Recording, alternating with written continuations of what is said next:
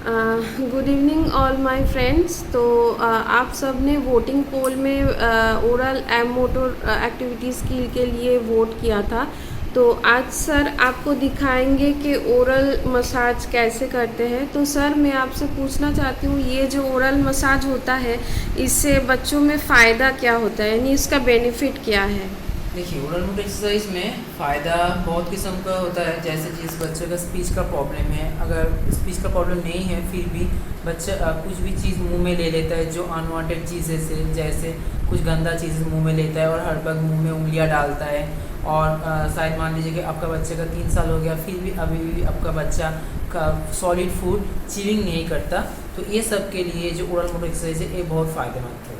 अच्छा, कभी कभी कमेंट्स में पेरेंट्स लोग पूछते हैं कि मेरा बच्चा हर टाइम मुंह में उंगली डाल के रहता है, या जिनका वो जो सलाई का जो मुंह से गिरता है बच्चों का वो ज़्यादा होता है, या वो बच्चा खाना च्यू नहीं कर रहा है। तो इन सब प्रॉब्लम से छुटकारा पाने के लिए हमको ओरल मसाज ज़रूरी है। और तो जो बच्चा टीथ ब्रश नहीं करना चाहता है उसके टीथ लिए ब्रश नहीं करना चाहता है उसके लिए ओरल बी का एक वाइब्रेटिंग ब्रश आता है। तो उस ब्रश से बच्चे का जो टीथ होता है ना, आप थोड़ा इधर कीजिए, मैं दिखा रहा हूँ। टीथ के ऊपर का हिस्से को यहाँ पे मसाज करना पड़ता है वो ओरल बी ब्रशेस से। लेकिन कभी भी उस टांग का मूवमेंट उस ब्रश से मत कीजिएगा। अपर पैलेट को कीजिए की सकते हैं, और ये साइड में भी आप वो ब्रश से ब्रशिंग करवा सकते हैं। उसके वो जो टूथब्रश वाइब्रेटर वाला आता है उससे मुंह के अंदर कर सकते हैं। लेकिन ध्यान रखिए, टांग में मत करना है, क्योंकि अगर टांग में करते हैं तो टांग का कुछ सेल्स होता है, यानी सिर्फ गम जो टीथ और गम है वहाँ पे करना है। टंग में हमको वो मसाज टांग नहीं में करने से साइड इफेक्ट हो सकता है। जैसे टांग का जो टेस्ट सेल्स जो रहता है वो कभी बार बार इस्तेमाल होने से ओरल बी का ब्रश टांग के ऊपर वो डैमेज हो सकता है। अच्छा, जो कभी बच्चा हमेशा मुंह से एक आवाज़ निकालता रहता है, आवाज निकल रहता है, जैसे इकोलालिया जैसा साउंड वो साउंड करते हैं जो सब। अच्छा, स्टैमरिंग और इकोलालिया क्या एक ही चीज़ होता है? इकोलालिया, देखिए, इकोलालिया का मीनिंग है कुछ मीनिंगलेस वर्ड, वो हर वक्त मुंह में साउंड करता है। और कुछ बच्चे मुंह में कुछ अलग से साउंड करते हैं, वो खुद को सेल्फ स्टिमुलेट करने के लिए। इन दोनों में यही फ़र्क होता है। जैसे मान लीजिए अभी वो यहाँ पे सोया हुआ है, थोड़ी देर पहले वो मुंह में एक साउंड कर रहा था, वो इकोलालिया नहीं है। अच्छा, जैसे बच्चे कहीं भी प्लेस पे जाए, किसी एक्टिविटी में उसको एंगेज रखे और नहीं रखे, हर वक्त मुंह में एक अलग सा साउंड निकलता है, वो कुछ वॉइस जैसा, यानी वो समझ में नहीं आता है पर वो एक वॉइस जैसा होता है, लेकिन उसका कुछ मीनिंग नहीं होता, वो होता है इकोलालिया। अच्छा सर, कभी कभी गार्जियन पूछते हैं कि मेरा बच्चा काटता है, यानी सेल्फ बाइटिंग करता है या सेल्फ हीटिंग करता है। तो सेल्फ बाइटिंग के लिए ये ओरल मसाज ज़रूरी है या इसके लिए कुछ अलग सा प्रोसीड्यूर है? सेल्फ बाइटिंग एक तरीके का होता है कि behaviour problem, self heating injurious behaviour जिसको कहते हैं। ठीक है, इस हिसाब से क्या होता है, बच्चे खुद को काट रहा है हर वक्त, लेकिन क्यों काट रहा है, कौन से टाइम में काट रहा है, ये सब आपको एनालिसिस करना पड़ता है।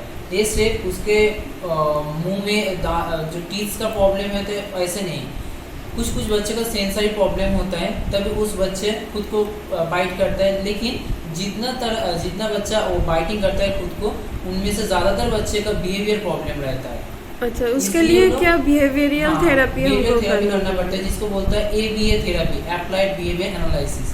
ABA करने से आपका बच्चे के अंदर कितना % का वो प्रॉब्लम बिहेवियर है वो आइडेंटिफाई हो जाएगा। और इसके लिए टूल्स होता है बेसिक एमआर पार्ट भी। इससे अगर किसी बच्चे का एनालिसिस करते हैं तो वो बच्चा क्यों खुद को काट रहा है और कि कैसे इसका रिड्यूस करना है उसका एक्टिविटी, ये सब कुछ उस टूल्स के अंदर आ जाता है, और उसी हिसाब से बच्चे का थेरेपी चलता है। सेल्फ बाइटिंग ये पूरा सेंसरी का प्रॉब्लम नहीं होता है, उसको ये कुछ बिहेवियर प्रॉब्लम भी होता है। तो अगर जीस्ट में बताइएगा, यानी छोटे में बताइएगा कि ये ओरल मसाज हमको किस चीज़ में ज़्यादा फ़ायदा देता है? ये बच्चा जो खाना नहीं खाता है, मेन चीज़ क्या होता है मसाज का? मेन चीज़ का ओरल मोटर का एक होता है सेंसरी लेवल का, एक होता है स्पीच का। ये दोनों का, जैसे बच्चे टांग मूवमेंट नहीं करता, अगर हम लोग टांग का मूवमेंट नहीं करेंगे, हम लोग जो साउंड निकल दे वो वर्ड के थ्रू नहीं बाहर आएगा। अच्छा। टांग का मूवमेंट से ही वो आता है। लेकिन बच्चे जब टांग का मूवमेंट नहीं करते तब उसके मुंह में मसाज करना पड़ता है, टांग रोलर से टांग रोलिंग करना पड़ता है। अगर कोई बच्चा च्यूइंग नहीं करता तो उसके लिए उसको टीथा देते हैं हम लोग, जैसे जैसे च्यू करे, च्यूइंग हैबिट प्रैक्टिस कराते हैं हम लोग। यानी इसका भी मेथड अलग अलग है, अलग अलग प्रॉब्लम के लिए। जब इसका मसाज होगा बहुत सारा इंस्ट्रूमेंट यूज़ करके इसका मसाज किया जाता है। जैसे हम लोग किसी बच्चे का अगर स्वीट्स खाने में एलर्जी है और प्रॉब्लम है तो उसको बटर दे के कर सकते हैं। बटर से हम लोग उसके मुंह के अंदर पूरा जो मसल्स होता है, मसल्स को हम लोग प्रेशर थोड़ा प्रेशर दे के मसाज करते हैं। और टांग रोलर से टांग रोलिंग करते हैं। जो बच्चा टांग रोलिंग नहीं करता और जो च्यूइंग नहीं करता उसके लिए टीथर यूज़ कर सकते हैं।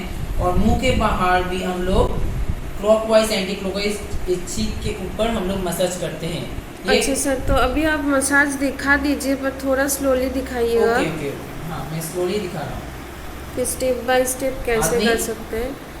पहले ये आदिक को स्वीट्स खाना पसंद नहीं है तो इसलिए हम लोग बटर लेके इसका मसाज कर रहे हैं आदिक। और एक बात और, जब ये मसाज होता है तब बच्चा बहुत इरिटेट होता है।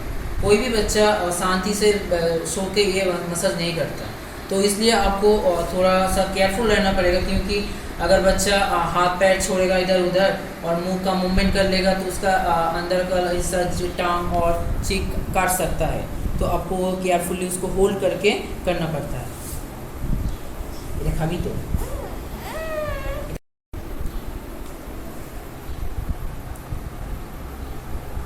1 2 3 4 5 6 7 8 9 10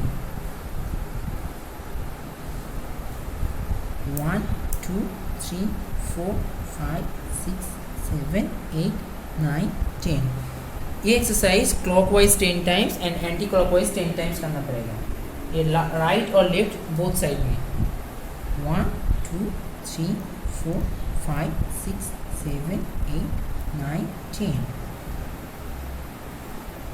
1 2 3 4 5 6 7 8 9 10।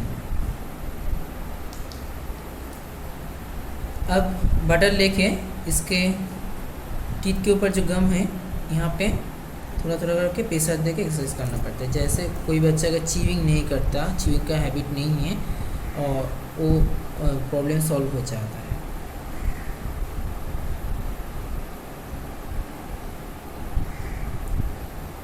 ये ओरल मसाज दिन में कितने बार करना होता है? ये आप 2 बार कर सकते हैं। 2 बार। और ध्यान रखिएगा, आपके बच्चे का अगर पहले बार कर रहे हैं तो वो बच्चा बहुत रोएगा, और जब पहले बार बच्चे का होगा तब प्रेशर थोड़ा कम दीजिएगा। जितना वो प्रैक्टिस हो जाएगा उसके बाद थोड़ा सा प्रेशर आप बढ़ा सकते हैं, लेकिन पहले बार अगर ज़्यादा प्रेशर देंगे तो बच्चे का बहुत दर्द महसूस होगा।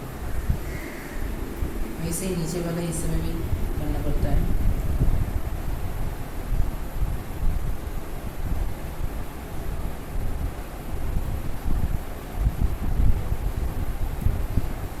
कोई भी थेरेपी में पहले 1 महीना तो बच्चा टेंट्रम दिखाएगा।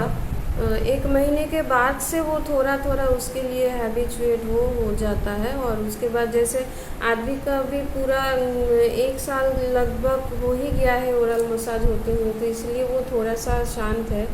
पर जब स्टार्टिंग में था तो आदमी को सुलाना भी बहुत मुश्किल हो जाता था। जब पहले जब बच्चा आएगा तब उसके ऊपर प्ले मेथड अप्लाई करके आपको सारे काम कराना पड़ेगा। क्योंकि बच्चे के एनालिसिस करने के बाद वो बच्चे को हम लोग कैसे हैंडल कर सकते हैं, वो कौन से टेक्निक में ज़्यादा कंफर्टेबल है, ये पहले देखना पड़ेगा। उसी हिसाब से बच्चे को आप हैंडल कर सकते हैं। तो मुंह के अंदर का हो गया है, अभी क्रीम मसाज होगा। तो ये आप क्रीम यूज़ कर सकते हैं और नहीं भी कर सकते। हम क्रीम यूज़ कर ले क्योंकि ये थोड़ा सॉफ्ट मूवमेंट का आसान होगा, नहीं तो बच्चे का जो चीक है ये कभी कभी रेड हो जाता है। अच्छा, आपको बता दूं कि आदमी का वाइब्रेटर जो टूथब्रश है वो अभी नहीं है, इसीलिए वाइब्रेटर टूथब्रश का मसाज यहाँ पे सर नहीं दिखा पा रहे। तो अगर मैं लाती हूँ तो दूसरे वीडियो में सर आपको ज़रूर दिखा देंगे कि वाइब्रेटर टूथब्रश से आप कैसे बच्चे का मसाज कर सकते हैं। जैसे आपने देखा मुंह के अंदर 10 टाइम्स करके क्लॉकवाइज एंटी क्लॉकवाइज मसाज किया था, बाहर भी वैसे भी इधर भी क्लॉकवाइज एंटी क्लॉकवाइज 10 टाइम्स करके 1 2 3 4 5 6 7 8 9 10 1 2 3 4 5 6 7 8 9 10। प्रेशर इसमें कैसा रहेगा सर? प्रेशर आप नॉर्मल प्रेशर दे सकते हैं, ज़्यादा प्रेशर यहाँ पर नहीं देना है। अगर ज़्यादा प्रेशर देंगे तो बच्चे खुद ही चीख देंगे। 1 2 3 4 5 6 7 8 9 10 1 2 3 4 5 6 7 8 9 10। जैसे देख रहे हैं आद्विक अभी टांग निकल रहा है बाहर। अगर कोई बच्चा टांग का मूवमेंट नहीं करता है, वो बोलने से भी टांग को बाहर नहीं निकलते, तो उसके लिए आप लॉलीपॉप यूज़ कर सकते हैं उसका टांग का मूवमेंट करने के लिए। लेकिन आद्विक को अभी प्रैक्टिस हो गया है, इसलिए वो खुद टांग निकाल रहा है, इसलिए उसको हम लोग लॉलीपॉप नहीं दिए हैं।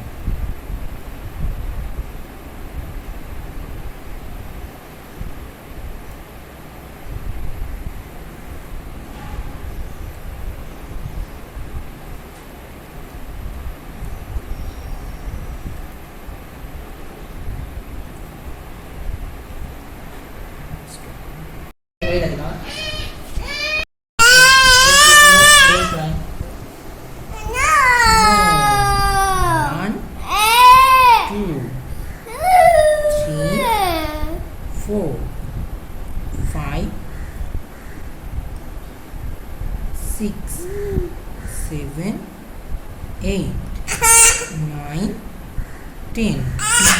इस दो पोर्शन में धीरे धीरे करके प्रेशर देना पड़ेगा।